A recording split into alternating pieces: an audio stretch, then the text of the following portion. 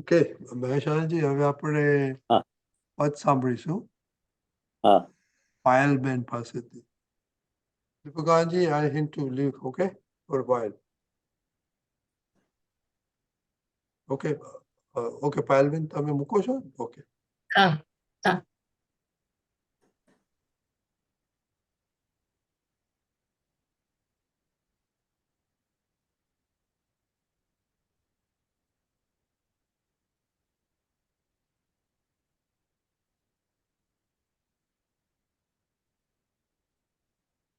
જય સચ્ચિદાનંદ. જય સચ્ચિદાનંદ. તીર્થમાં અન્યાય કદી નહીં, ન્યાય અન્ય કોડીશ નહીં. થયું બન્યું તે ન્યાય યુક્ત છે, દાદા શ્રી ભગવાન કહે. એક જીવ કોઈ અન્ય જીવને દખલ જરા નહીં કરી શકે. વિના હિસાબે કોઈ નડે નહીં, દાદા શ્રી ભગવાન કહે. નાલાયકમાં નાલાયક હું છું, એવું જ્યારે ભાન થશે, તે જ ઘડીથી લાયક બનશો, દાદા શ્રી ભગવાન કહે.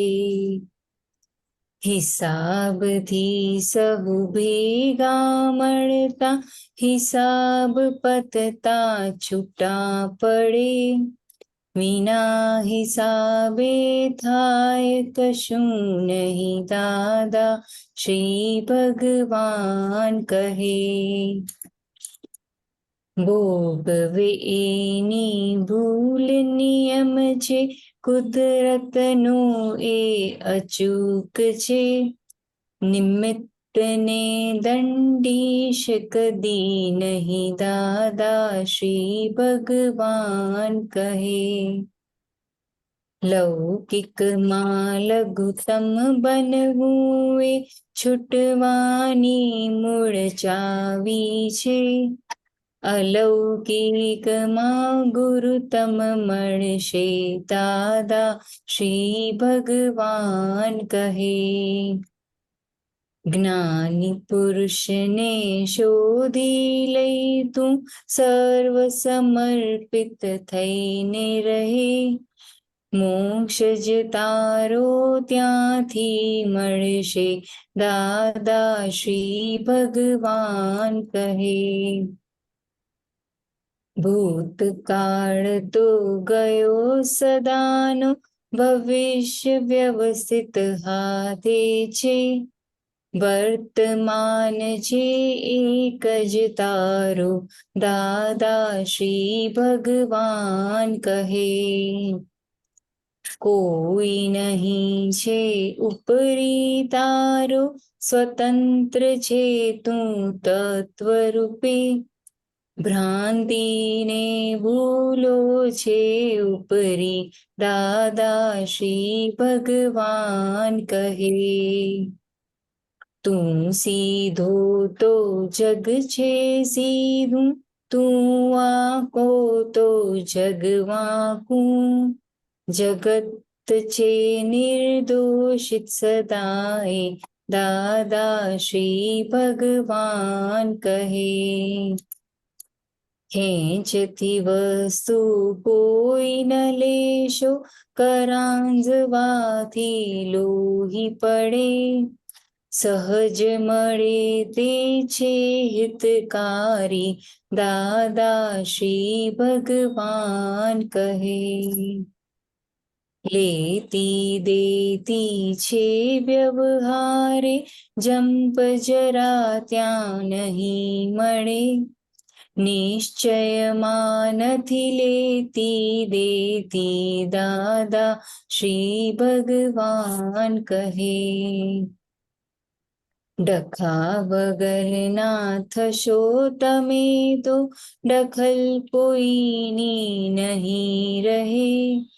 સહજ મળે તે સ્વીકારી લેવું દાદા શ્રી ભગવાન કહે. પગે પગરખા પહેરી ચાલો કાંટા નળશે નહીં કદીએ. કવચ જ્ઞાનનું પહેરી જીવવું દાદા શ્રી ભગવાન કહે. સંસારે મુકામ ફસામણ હાશ કદી ત્યાં નહીં મળે. આત્માની અંદર બેસી જા દાદા શ્રી ભગવાન કહે. હું શુદ્ધાત્મા લક્ષ્ય રાખી વ્યવહારો સહુ ઉકેલવા. જ્યાં જે ઘટતું ત્યાં કરવું તે દાદા શ્રી ભગવાન કહે. સંસાર એટલે માત્ર અશાતા ગરજા ગરજી સોદા છે.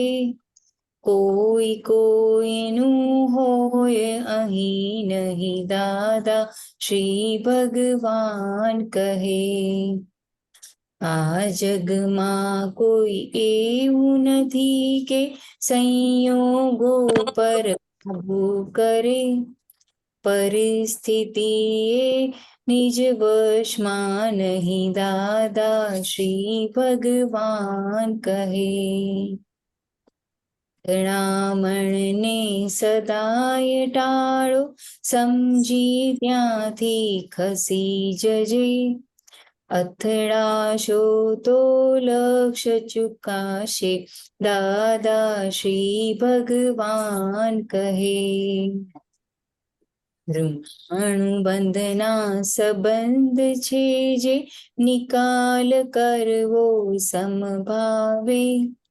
લીધું હતું તે દેવું પડશે દાદા શ્રી ભગવાન કહે. દાદા શ્રી ભગવાન કહે. જય સચ્ચિદાનંદ. જય સચ્ચિદાનંદ. કશું પૂછવાનું છે એમાં?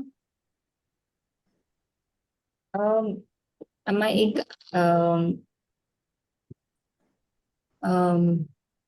આ ફરીથી ચાલુ કર્યું?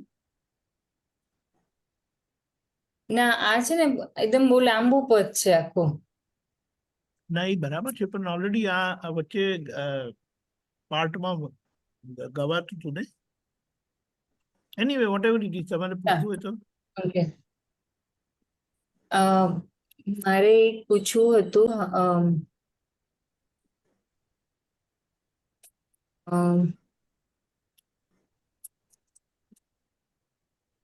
મારી એક લાઈન હતી પણ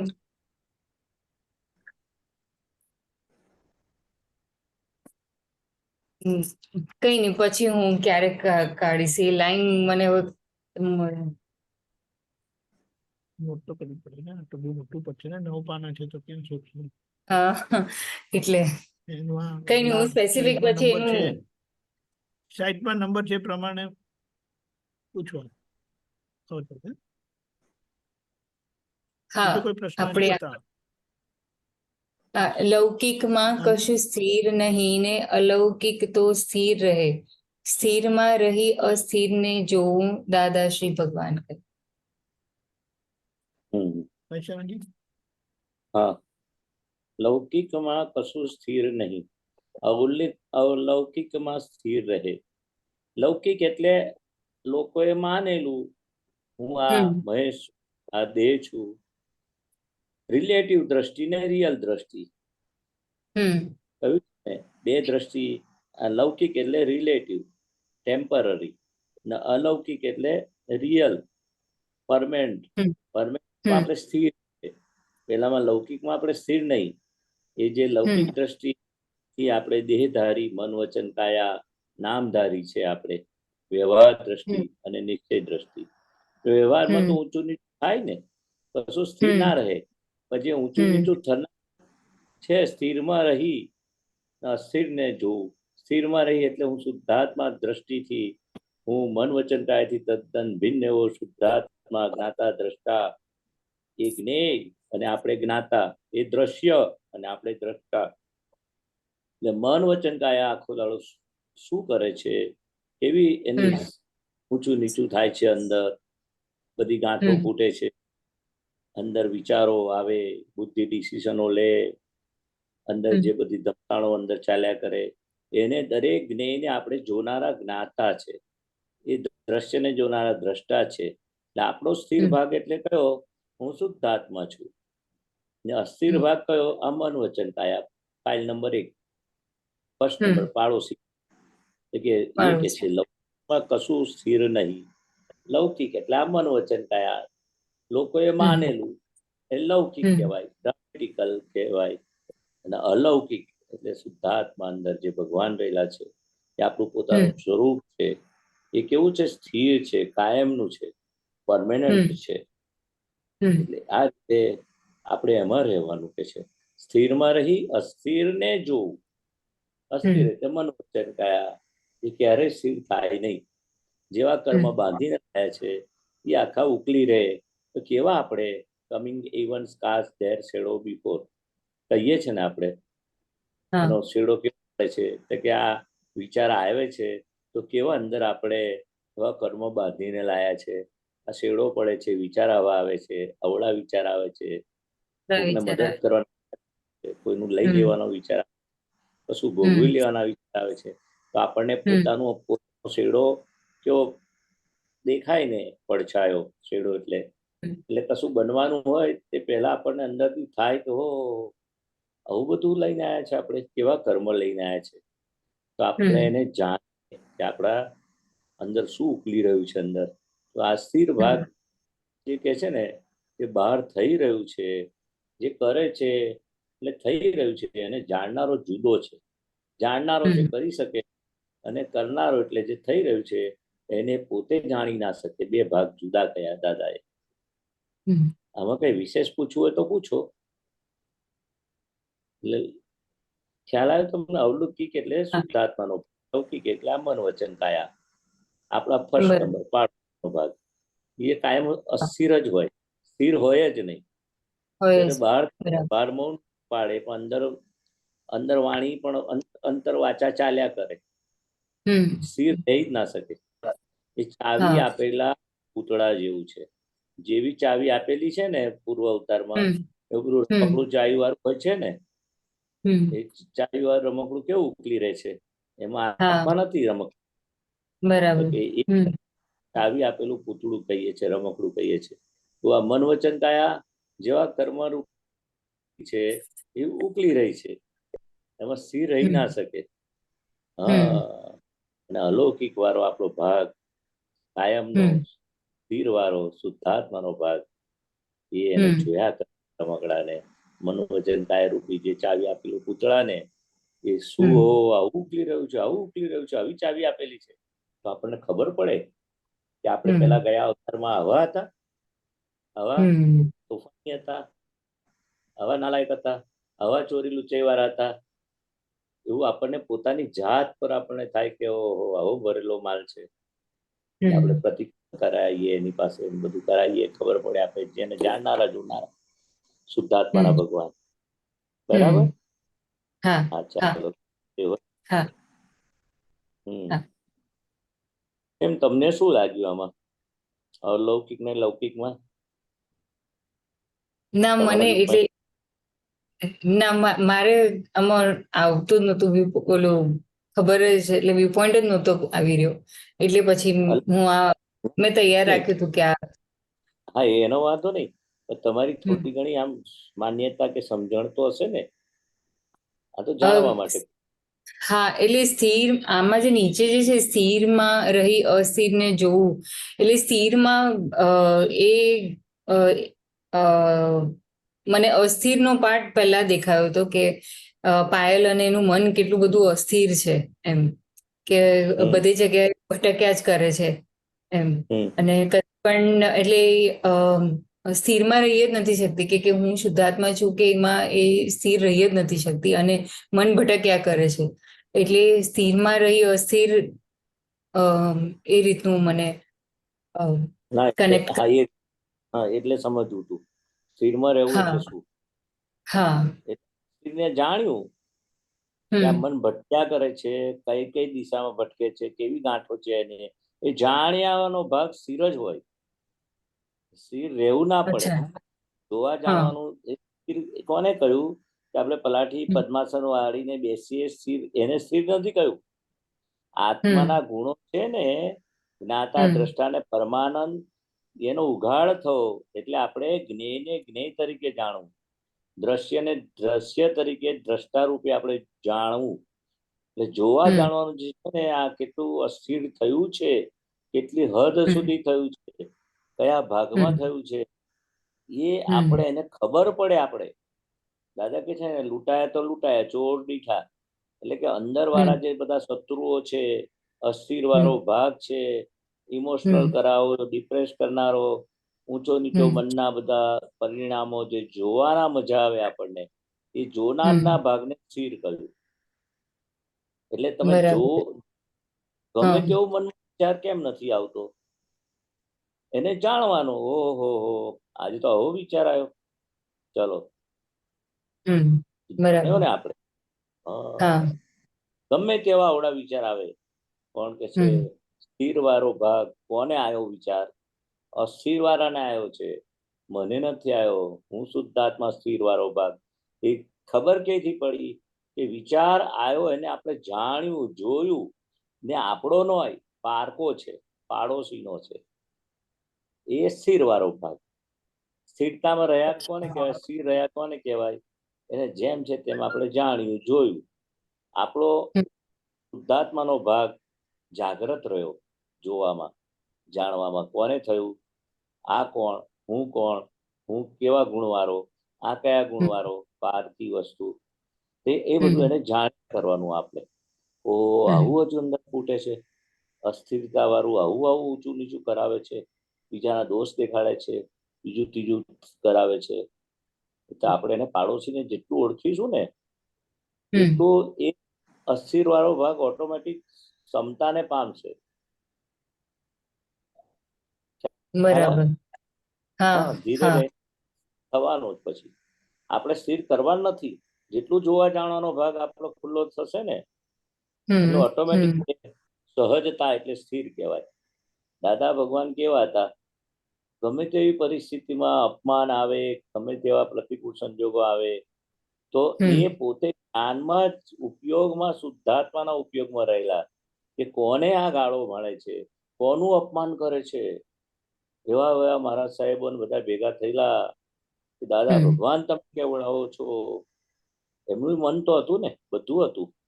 કોને કે છે? એ જુદા રહેતા હતા. દાદા હું એમ પટેલ નથી. એમ પટેલ જો આવ્યો, તારો હિસાબ, તમારો હિસાબ આવ્યો છે, જો કેવો આવ્યો છે, એનું કલ્યાણ કરો કે છે. કહેનારનું પણ કલ્યાણ કરતા હતા, અપમાન કરનારને કલ્યાણ થાય કે છે. એવું એમની દશા હતી. ત્યારે પોતે અસ્થિર થવા નથી દીધું. એમનું મન, બુદ્ધિ, એ પ્રકૃતિ સહજ હતી. આપણે જેમ શુદ્ધાત્મામાં 5 આજ્ઞામાં રહીશું ને, એમાં અસ્થિર વાળો ભાગ છે ને, સહજ થતો જશે. પડાઈશું એમ એ અસ્થિર વાળા ભાગને એ બધું નિર્મૂળ થયા કરશે. ખ્યાલ આવે? હા, એવું. હવે એકદમ ખ્યાલ. બરાબર. બીજી કઈ લાઈન હોય તો કહેજો. આમાં બહુ સરસ પદ છે. આ તો આખું જ્ઞાન વણાઈ ગયું છે. એટલું મોટું એ જસુભાઈ વકીલ કરીને મહાત્મા હતા, દાદા એમને ચોપડી છાપેલી અને આ તૈયાર કરેલું. બરાબર. હા હા. જય સચ્ચિદાનંદ. જય સચ્ચિદાનંદ. જય સચ્ચિદાનંદ સ્વામી. દીપકભાઈ.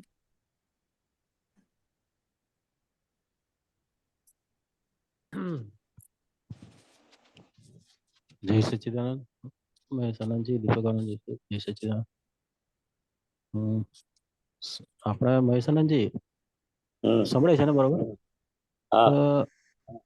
આજે હિસાબ હોય ને આપણો ખોરાકનો હાથે બધું રહેવાનું હોય એ હિસાબ આપણો આખા લાઈફ સ્પાનનો એટલે કે આખા જીવન ને દરમિયાન આખું હોય કે આટલા ઘઉં મળવાના આટલા ચોખા મળવાના એ બધું બરાબર અવાજ નથી આવતો તમારો. હા આપણે જે ઘઉં મળવાના ચોખા મળવાના પછી જે કઈ હિસાબ હોય ને આખો એ તો એ આખા હિસાબ વર્ષનો 1 મિનિટ મોટેથી શું કહેવા માંગો છો કે સમજ્યું નહીં? આપણો હિસાબ જે હોય ને હિસાબ હિસાબ શું કરો? બોલો ફરી. હા આપણો જે આખો ઘઉં કેટલા ચોખા કેટલા એ બધો હિસાબ હોય ને આખા લાઈફ હા તે જિંદગી દરમિયાન નો આખો એ હા હવે તે આપણે જે દખલ કરીએ શેની દખલ હા આપણે દખલ જે કરીએ ને વચ્ચે તો એ મળતું ઓછું થઈ જાય કે વ્યવસ્થિતમાં જે હિસાબ પ્રમાણે હોય આપણે દખલ હા તો કરીએ દખલ કરીએ એટલે એ આપણને મળવાનું એ ના થાય એટલે ધારો કે કઈ રગવાટે બને કઈ બી આપણે કહીએ કે ભાઈ આપણે કે આ મેળવવું છે એટલે આપણને જે હિસાબમાં મળવાનું એ ના મળે એવું ખરું કે એવું ખરું ના એટલે કે આપણે આપણે ના મળે ને. દહીં આખરી હોય સરસ અને આખરીને કહ્યું ભાઈ આ દહીં ગરમ કરજો દૂધ અને પછી થોડું ઠંડુ થવા દેજો ને અથડામણ નાખજો અને રાતે 2 વાગે પેશાબ કરવા ઉભા થઈએ. દાદા ભગવાનનો દાખલો છે આ તો આ દહીં થયું હશે કે નહીં એમ કરીને આંગળી નાખીએ તો સવારે શું થાય? દખલ થઈ ગઈ હોય ને ડખો કર્યો માટે દખલ થાય છે. એટલે આપણે તે વખતે કહ્યું હોય સૂઈ જાઓ સવારે તમે ચોસલા મળશે તો પેલું ડખો કેવું બુદ્ધિ શું બતાવે એ તો કયું પણ જોવા તો દો આમાં જોવામાં વાંધો નથી પણ થયું કે નહીં આંગળી ગાલીએ તો દહીં શું થાય? ફાટી જાય. દહીંના ચોસલા ના મળે. હા એટલે આપણા જીવનમાં 5 આજ્ઞા સિવાય આ વ્યવસ્થિત શક્તિની આજ્ઞા કયું બન્યા પછી કે કઈ પણ વસ્તુ તમે આવું કેમ કર્યું એને કરતા જોયું, કોઈના દોષ જોયા, કોઈને અહમ દુભાવ્યો, આ 9 કલમ ની તમે બહાર નીકળ્યા બધો દખલ છે. ના એટલે હું શું કહેવા માંગુ કે આપણે જે વસ્તુ મળવાની હોય આપણને મળવાની હોય એ ના મળે દખલ કરે તો એ જ થયું ને. બધા અંતરાયો આપણે જ પાડીને આવ્યા છે. જે વસ્તુ આપણે ભેગી કેમ નથી થતી ડખો કર્યો છે કે અંતરાય પાડ્યા છે. દાખલો ના આપ્યો કોઈ 10 રૂપિયા નોટ બીજાને મદદ કરતું હોય કે કપડાની કે